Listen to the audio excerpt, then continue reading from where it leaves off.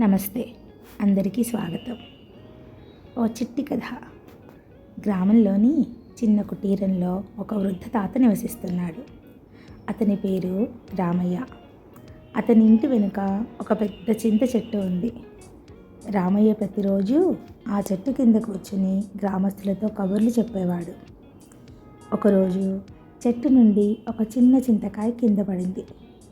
అది మిగతా చింతకాయల కంటే చాలా చిన్నగా ఉంది. రామయ్య దానిని తీసుకొని, చిట్టి చింతకాయ, నువ్వు చాలా చిన్నగా ఉన్నావు అని అడిగాడు. అనుకోకుండా ఆ చిట్టి చింతకాయ మాట్లాడటం మొదలుపెట్టింది. నేను చిన్నగా ఉండొచ్చు, కానీ నాలో పెద్ద శక్తి ఉంది అని అంది.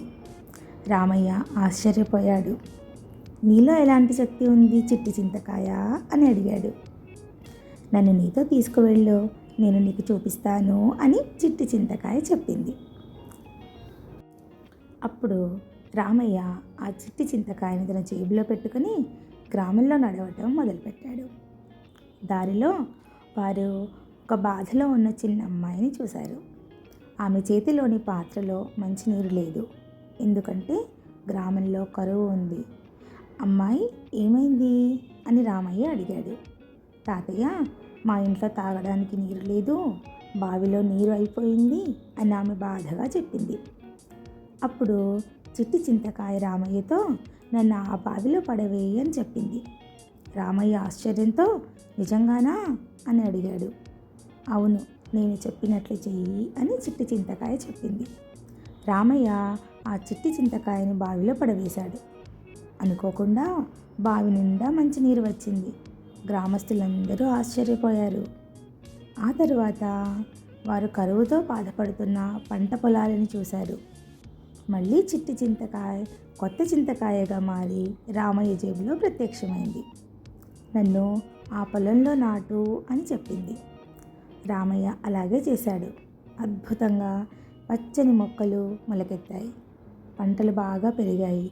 గ్రామ రైతులు ఆనందంతో రామయ్యను కౌగిలించుకున్నారు. ఆ రాత్రి చిట్టి చింతకాయ రామయ్యతో, తాతయ్య, నాలో ఉన్న శక్తి ఏమిటో తెలుసా? అది ప్రేమ మరియు సహాయం చేయాలనే కోరిక, తపన. ప్రతి చిన్న వస్తువులో కూడా పెద్ద శక్తి దాగి ఉంటుంది. మన చుట్టూ ఉన్న ప్రతి దాన్ని గౌరవించాలి అని చెప్పింది. రామయ్య ఆ చిట్టి చింతకాయ నుంచి నేర్చుకున్న పాఠాన్ని గ్రామస్తులందరికీ చెప్పాడు. నాటి నుండి గ్రామంలో అందరూ ప్రకృతిని గౌరవించడం మొదలుపెట్టారు. చిట్టి చింతకాయ లాంటి చిన్న వస్తువులు కూడా గొప్ప మార్పులు తీసుకురాగలవని అర్థమైంది. ఆనాటి నుండి ఆ గ్రామం సుభిక్షంగా మారింది. రామయ్య చెట్టు కింద కూర్చుని చిట్టి చింతకాయ కథను ప్రతి ఒక్కరికి చెప్పేవాడు. చిన్నదానిలో కూడా గొప్పదనం దాగి ఉంటుంది. ప్రతిదాన్ని గౌరవించండి.